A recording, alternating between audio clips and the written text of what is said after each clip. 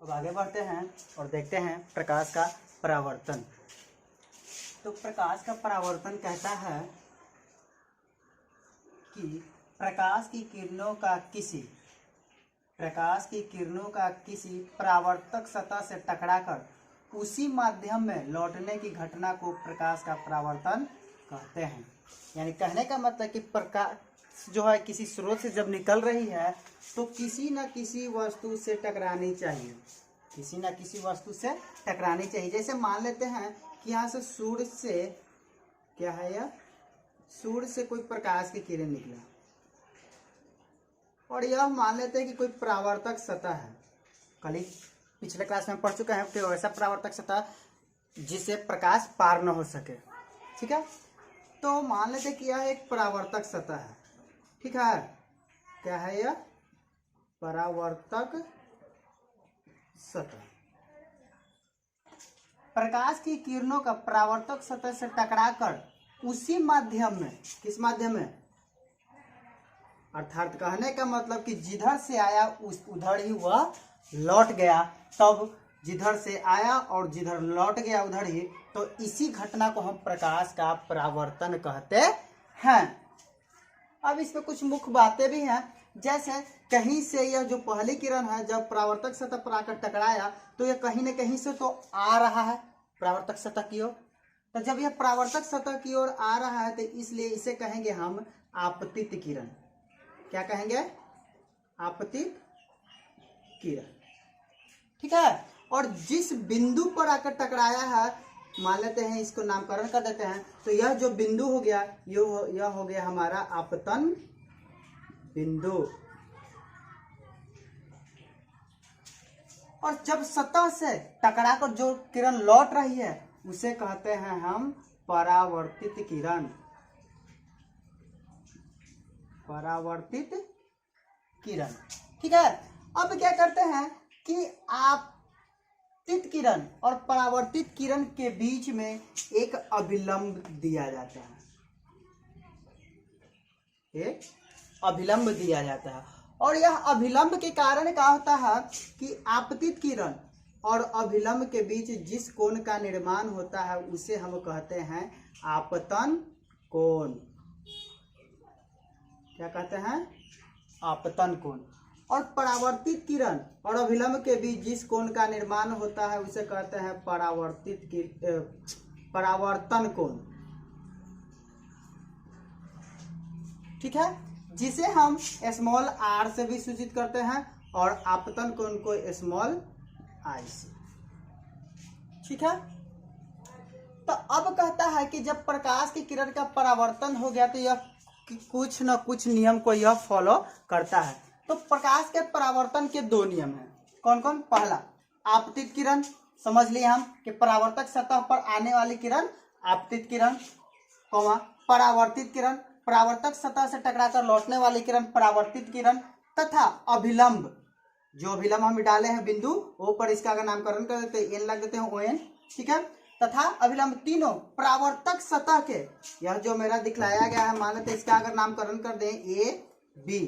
एक परावर्तक अगर सतह है तो परावर्तक सतह के आपतन बिंदु, जहां पर आने वाली किरण टकराया था उस बिंदु को आपतन बिंदु का नाम दिए थे। तो आपतन बिंदु पर होते हैं कौन कौन? आपतित किरण, अभिलंब तथा परावर्तित किरण, तीनों एक ही बिंदु पर होंगे।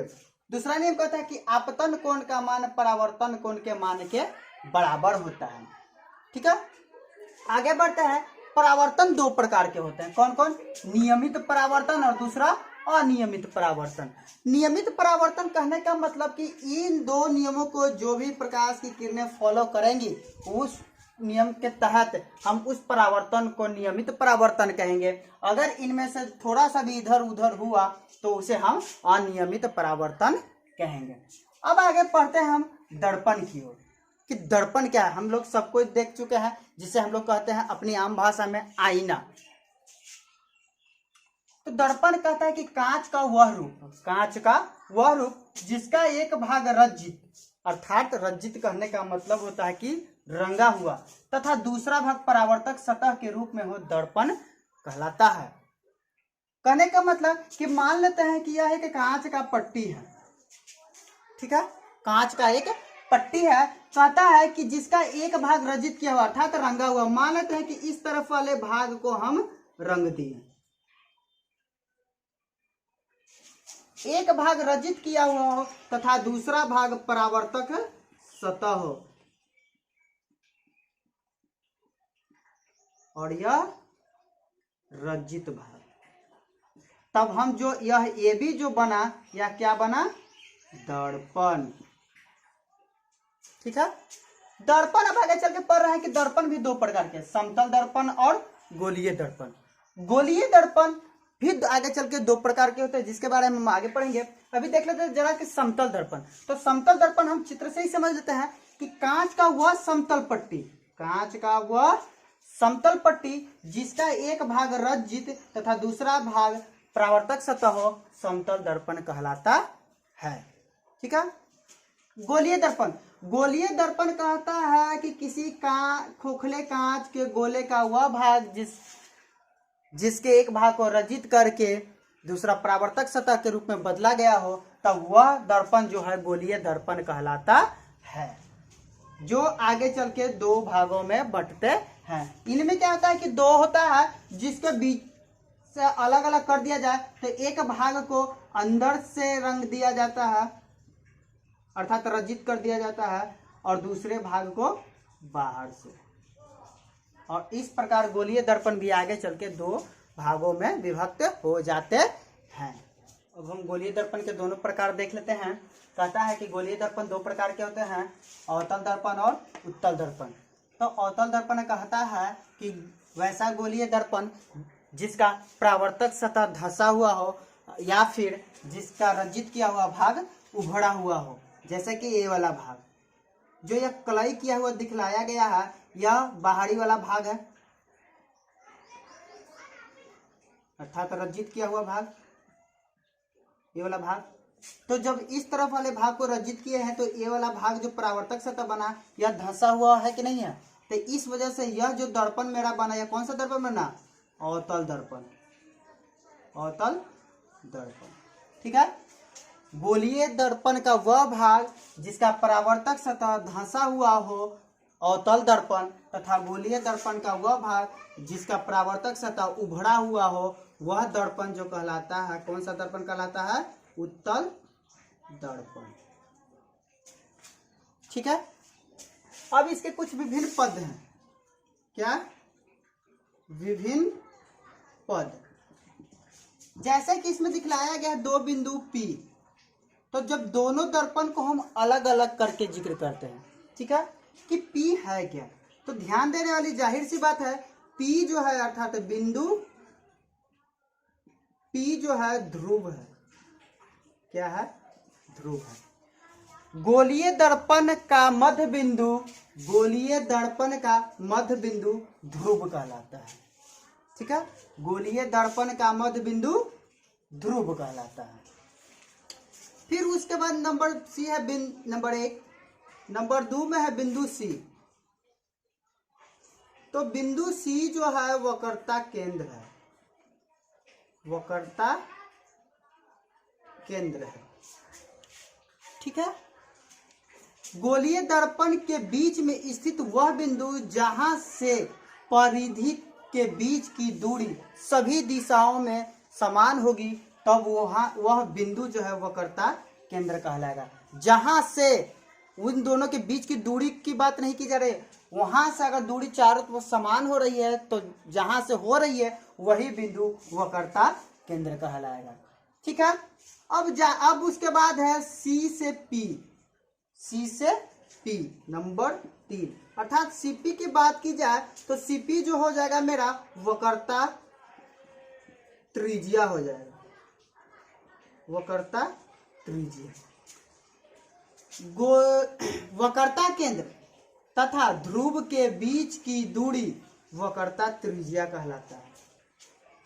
वक्रता केंद्र तथा ध्रुव के बीच की दूरी वक्रता त्रिज्या कहलाता है, जिसे हम लोग कैपिटल R से सूचित करते हैं। ठीक है, उसके बाद में हमें इसमें एक चीज और मिलता है नंबर 4 में, कि वक्रता केंद्र तथा ध्रुव के बीच में एक बिंदु और आता है जो होता है कैपिटल एफ से सूचित किया जाता है, कैपिटल एफ। तो बिंदु एफ जो है, बिंदु एफ जो है मुख्य फोकस है, मुख्य फोकस है। यह जो होता है वक्रता त्रिज्या का मध्य बिंदु का होता है, वक्रता त्रिज्या का मध्य बिंदु मुख्य फोकस होता है। ठीक है। Number 5 FP. एफपी जो है हमारा हो गया फोकस दूरी, फोकस दूरी।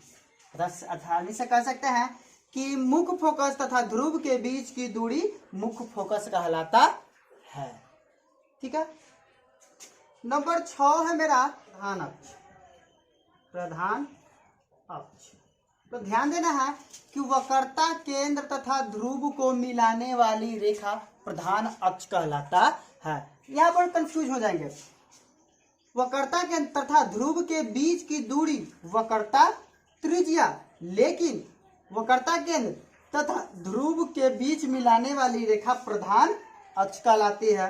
उसी प्रकार जिस तरह से हम वक्रता त्रिज्या को कैपिटल आर से सूचित किए थे, यहाँ पर फोकस दूरी को स्मॉल एफ से सूचित किया जाता है।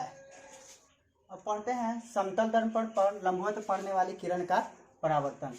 तो इसमें एक नोट है जो हमेशा याद रखना है कि कभी भी समतल दर्पण हो या फिर समतल सतह हो, अगर इन समतल सतहों पर किसी भी प्रकाश की किरण अगर लंबवत पड़ेगी तो वह पुनः अपने ही पथ पर, अपने ही दिशा में वापस लौट जाएगी। जैसे मान लेते हैं कि बिंदु डी से समतल एक दर्पण है ए बी, उस पर आपतन बिंदु पर कोई किरण पहले हम लाए, ये वाला, तो क्या हुआ कि बिंदु ओ पर टकराने के बाद पुनः इसी पथ पर वापस लौट भी गई। तो हम जानते हैं कि आपतित किरण तथा परावर्तित किरण के बीच अभिलंब का निर्माण किया जाता है, और यहाँ पर देख रहे हैं कि दोनों किरण एक ही पर आश्रित है, इसका मतलब अभिलंब भी इनके बीच में है। तो जब अभिलंब भी इनके बीच में है तो इसका मतलब कि कोण आई बराबर कोण आर इक्वल टू 0। कारण कि इन तीनों के बीच में कोई स्पेस मिल ही नहीं रहा है, तो कोई तो एंगल बनेगा नहीं, कोई झुकाव ही उत्पन्न नहीं हो रहा। सब रेखाएं, तीनों रेखाएं एक ही दूसरे पर आश्रित हैं।